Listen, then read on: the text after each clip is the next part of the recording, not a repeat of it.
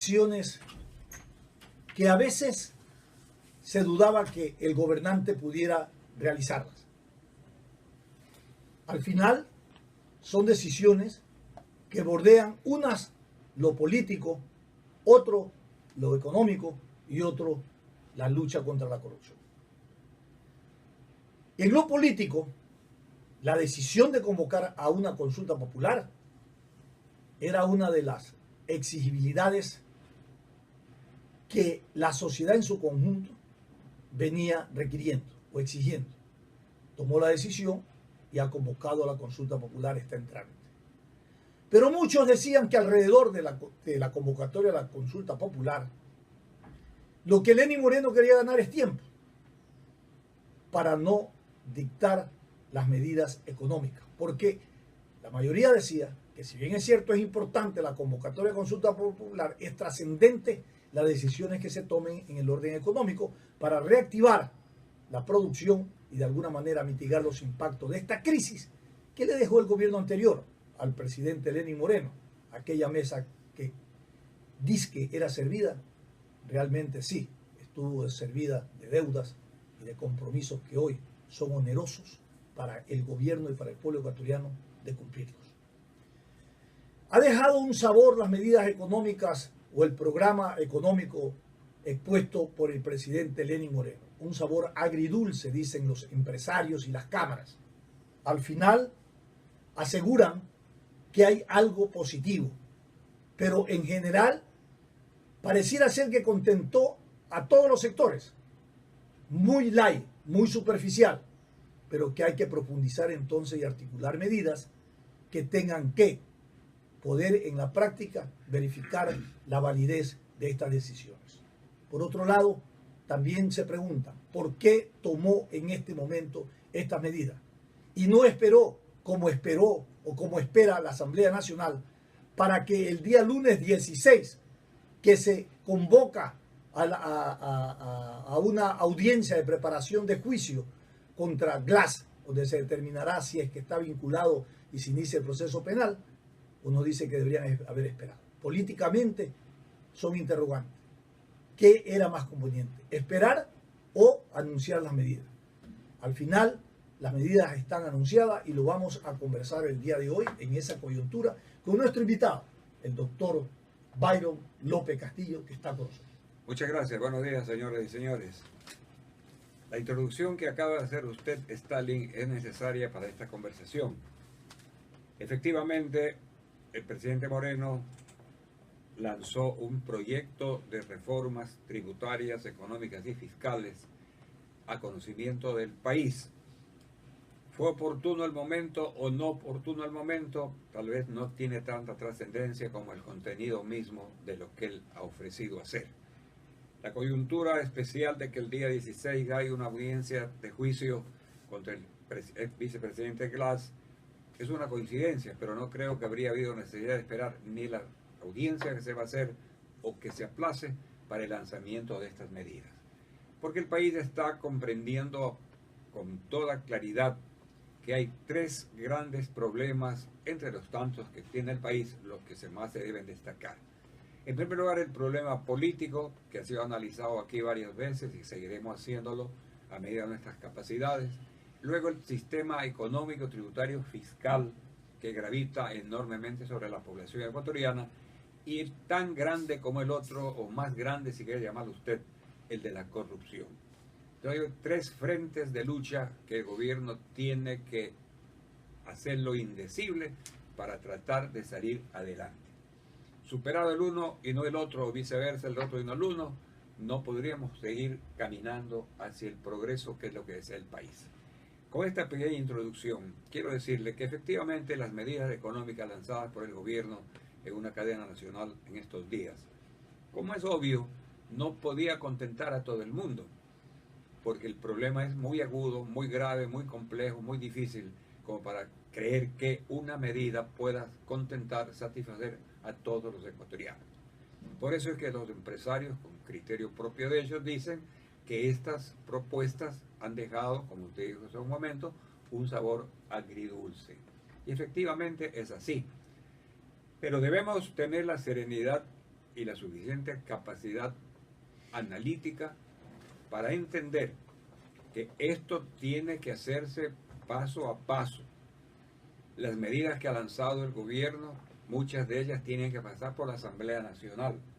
Entonces habrá que esperar qué sucede en el seno de la Asamblea Nacional para dar paso a las medidas que tienen necesariamente que ser tomadas en cuenta por la Asamblea.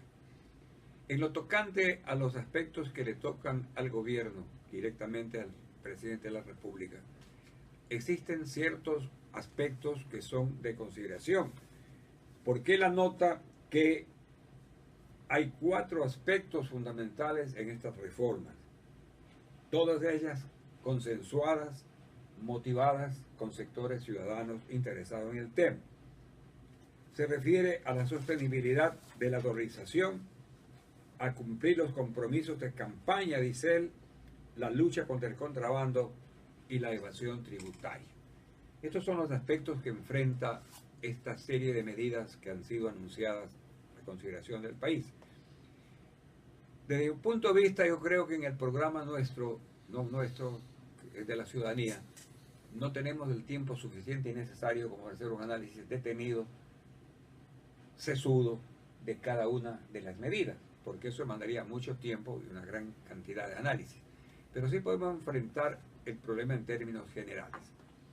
¿Qué es lo que espera el país? ¿Qué es lo que le ha pedido la ciudadanía? ¿Qué es lo que se ha producido durante todo este tiempo de dialogar y dialogar, que el presidente lo ha hecho con bastante seriedad? ¿Y qué es lo que se logra luego de esos diálogos? El pueblo ecuatoriano está convencido que tiene que haber un enfrentamiento valiente para salir de estos problemas. Está convencido el pueblo que esto no se va a solucionar en 8 días, que no va a ser una medida que hoy se toma y mañana ya se ve el resultado. La diferencia que hay entre los gobernantes de los estadistas y los politiqueros es la que los estadistas siempre piensan con una mirada mucho más adelante. Por eso se dice que una diferencia entre el politiquero y el estadista es que el politiquero piensa en elecciones y el estadista piensa en generaciones. La obligación del gobierno actual y del presidente, si quiere ser consecuente con lo que él ofrece y dice hasta ahora, no debe ser a corto plazo ni a mediano plazo, sino proyectándose a un largo plazo, pero empezando a dar los pasos necesarios para que ese análisis que me permito hacer tenga un resultado a mediano o largo plazo. Entonces, ¿qué quiero decir con esto? Que las medidas que se están tomando han tenido una resistencia y una crítica negativa por parte de ciertos sectores, que están analizando con bastante claridad el por qué consideran lo agridulce de las medidas. Y el presidente tiene la capacidad suficiente, entiendo yo, para ser receptor de estas críticas bien intencionadas que se le están formulando. Porque yo no creo que este momento sea el de una oposición por oposición. La oposición es necesaria, está constitucionalmente garantizada, y de la oposición surge siempre algo positivo cuando es constructivo. Aquí no se trata de una oposición, sino de una divergencia de criterios en lo tocante a los planteamientos que se han formulado. Yo creo que así es como debemos entender este problema, mi querido Stanley. Bueno, usted ha notado algo muy trascendente e importante. Justamente el diálogo social no puede verse trastocado porque no se incluyó dentro de las decisiones del planteamiento del programa económico de Lenín Moreno uno u otra propuesta de uno u otro sector que integraban estas sensibilidades, sensibilidades sociales, sensibilidades gremiales que integran este diálogo nacional. Porque como dice usted, efectivamente, el diálogo es ese intercambio de ideas para transformar una realidad, no para declararse autorías personales de grupos, no, ni de partidos respecto a que tal cosa la proclaman para sí y no para el interés de la sociedad. Si no se incluyeron, además ha dicho el presidente Lenín Moreno, esto es el comienzo de un anuncio de las medidas económicas, hay que instrumentarlas. Y hay cosas que se puede hacer no con consulta popular y no con medidas económicas, que se hace solamente con cambios de decretos ejecutivos, que eso ¿Es potestativo o es una forma diaria del quehacer de la gestión administrativa del poder o del presidente? En su análisis se observa entonces que hay que dejar que el proceso continúe y no ponerles cortapisas, ni entrar en el desengaño, ni entrar en el fatalismo, que es lo mismo. No, señor, creo que las cosas tienen un proceso y hay que darle su tiempo para que se vayan articulando. En el caso de las medidas económicas, esto tiene un proceso. La reactivación no es en función de un anuncio de medida. Eso tiene su tiempo, tanto para el gobierno, para la política pública, como para todos los actores involucrados en la reactivación productiva. Yo sí creo que ha sido un paso importante para dar certeza, para dar credibilidad de lo que se viene manteniendo, de alejarse de lo que se le acusa al gobierno, que es lo mismo del anterior gobierno, de alejarse de que el gobierno plantea una escisión y lucha de clase para generar una sociedad en contradicciones. No, señor, yo creo que la ruta que sigue Lenín Moreno va en otro lado, en otra vereda, en un sentido contrario, va en el diálogo nacional, va en una concertación, va en medidas económicas que tengan que ver con la reactivación productiva de la economía en nuestro país. Alcides.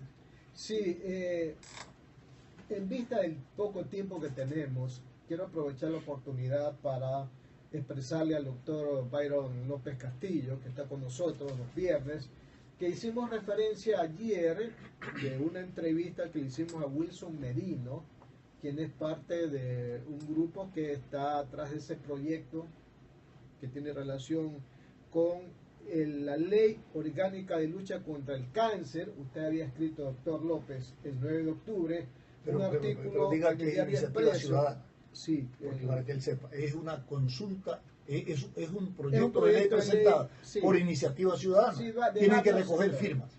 de varios sectores, ¿no? Bueno, pero usted había escrito un artículo el día 9 de octubre que lo tituló Defendamos a Solca, y preferentemente había dicho, dice, por eso es que ahora es necesario que como un solo hombre se oponga al proyecto de ley orgánica de lucha contra el cáncer que se afirma ha sido presentado por un grupo de ciudadanos ante la Asamblea Nacional con el propósito de crear el Sistema Nacional de Lucha contra el Cáncer prescindiendo de Solca.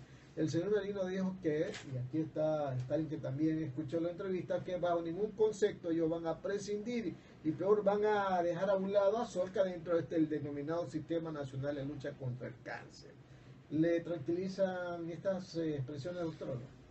Le agradezco mucho esta referencia que usted hace, porque yo entiendo que es obligación de quienes vivimos en esta ciudad la de defender todas las instituciones guayaquileñas que tienen una trayectoria extraordinariamente importante. Entre esas se destaca Solca, Sociedad de Lucha contra el Cáncer. Todos sabemos que fue una idea del doctor Juan Tanca Marengo, un médico de prestigio continental, y Solca es una institución que viene prestando un servicio extraordinariamente grande a lo ancho y largo del país.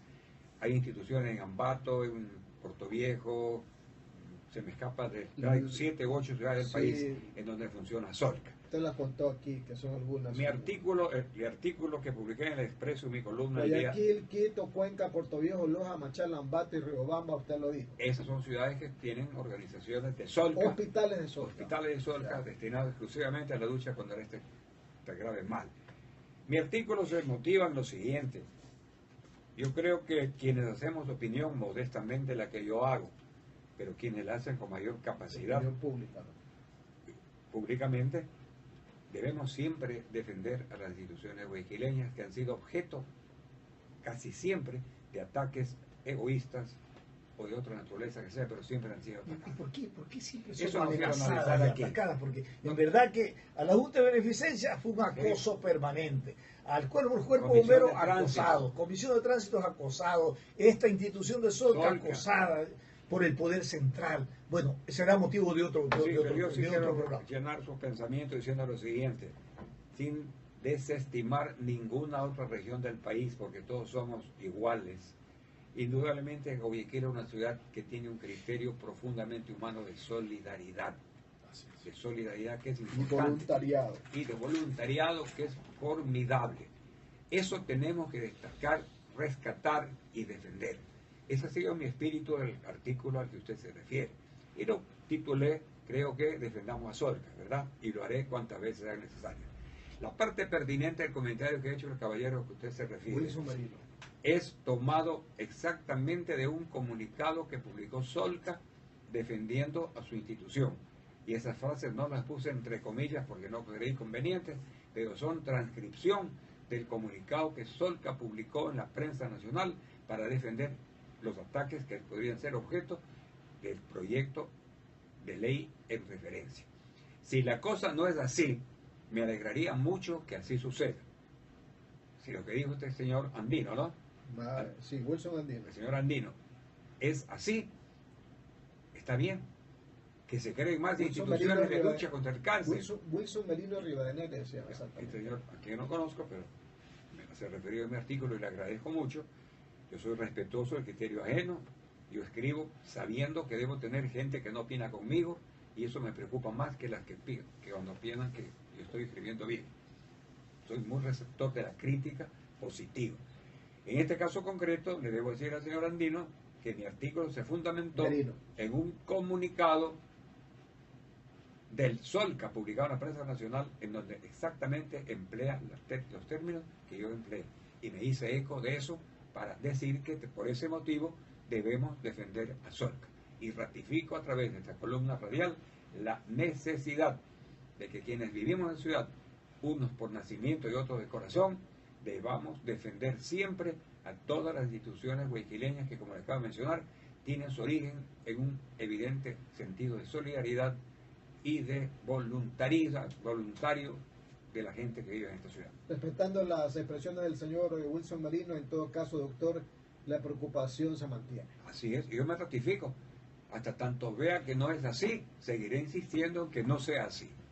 ¿Y cuál es el peligro de que Solca no sea parte de este sistema nacional de lucha contra el cáncer? Porque parece que hay intención, y así viene un análisis ya de carácter subjetivo mío, de que hay la intención de mermarle renta, que eso es lo que le preocupa más a Solca. Aparte de que le deben, le quieren mermar renta. Sí, parece que esa es la intención.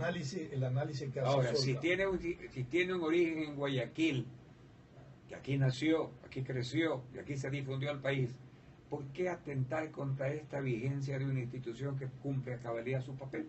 No entiendo por qué.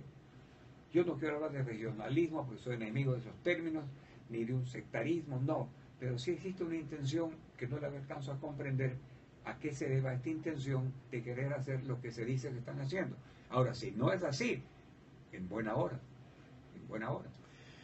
El análisis que se ha hecho respecto a la preocupación que tiene de integrarse Solca al Sistema Nacional de Salud es que va a perder su autonomía de gestión operativa y administrativa, porque ya en ocasiones anteriores el presupuesto de Solca, que era autónomo, que se recogía a través de aportes de los ciudadanos, pasó al presupuesto general del Estado.